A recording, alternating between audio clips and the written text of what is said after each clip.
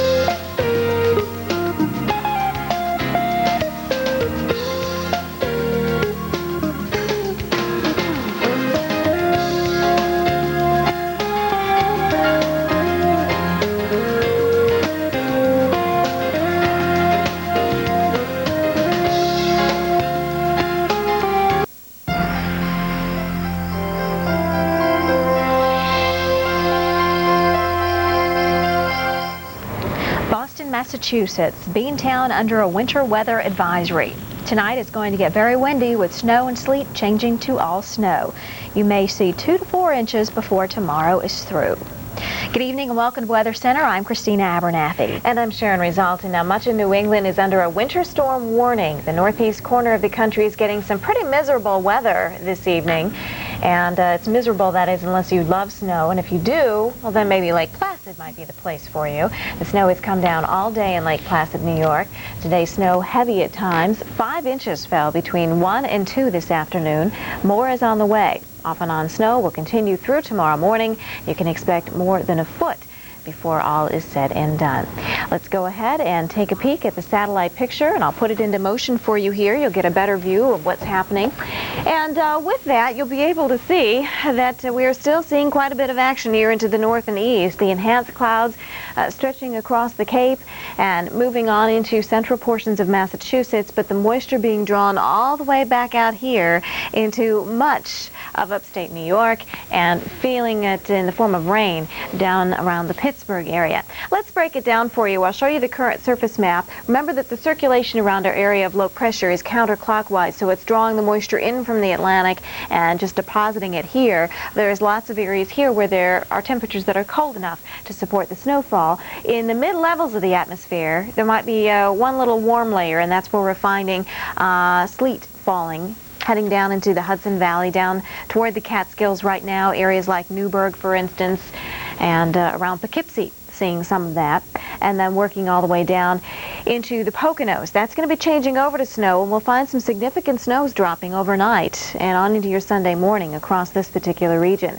So getting kind of sloppy here, folks, and as we look at the radar picture, you'll see how there are definitely some drier areas, some breaks in the precipitation, but nevertheless, don't let that fool you. We are expecting to find really some significant snows through the overnight, and I'll show you in just a second where we think some of that heavier snow will fall. A rain event for you in New York City until, say, maybe around tomorrow morning. You might be heading off to maybe some services, and you are running to maybe a changeover from rain to a wet snow, maybe just a 1 inch or so of some wet snow in and around New York City.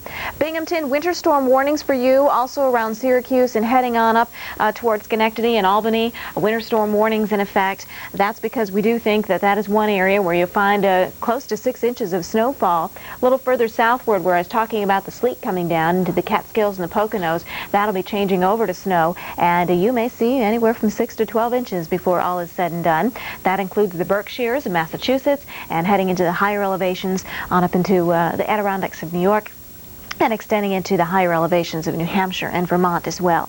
A quick peek at temperatures here, and as you can see, obviously there are going to be some problems with the freezing on the pavement and on the roadways. There's a look at your current wind chills. A lot of wind involved here, and that is of course bringing you some pretty nippy conditions. Cool too into the southeast. 37 degrees in Atlanta, and folks, well, they were either making the best of it, as some kids here playing soccer were doing, or they were bundled up.